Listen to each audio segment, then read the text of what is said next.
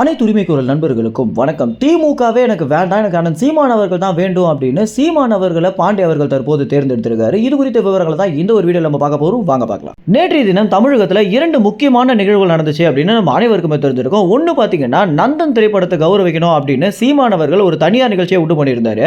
இன்னொரு பக்கம் திமுக கட்சி பார்த்தீங்கன்னா பவள விழா கொண்டாடி இருந்தாங்க. இந்த 2 நிகழ்ச்சிகளுமே ஒரே நாளில் நடந்த ஒரு காரணத்தினால நிறைய கிளாஷ் நடந்துச்சு அப்படின்னு தான் சொல்லணும். ஏன்னா இந்த நிகழ்ச்சிக்கு பார்த்தீங்கன்னா பாண்டே அவர்கள் அழைச்சிருந்திருக்காங்க. ஆனால் பாண்டே சீமான் நிகழ்ச்சிக்கு தான் போகணும் அப்படின்னு சீமான் நிகழ்ச்சியை தேர்ந்தெடுத்து வந்ததும், இன்னொரு பக்கம் பார்த்தீங்கன்னா சீமான் கருணாஸ் அழைச்சிருக்காரு.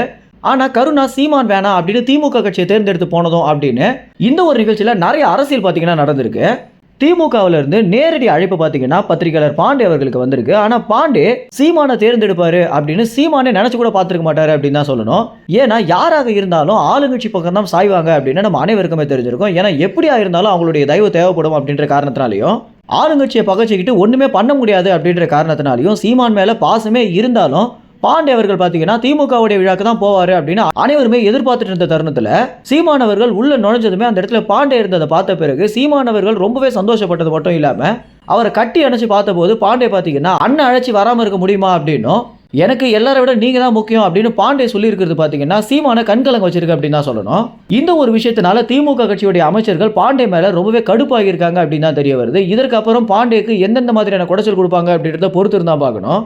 எது எப்படியாக இருந்தாலும் பாண்டேக்கு பின்னால இனிமே சீமான் இருப்பாரு அப்படின்றது மட்டும் தெளிவாக தெரிய வருது.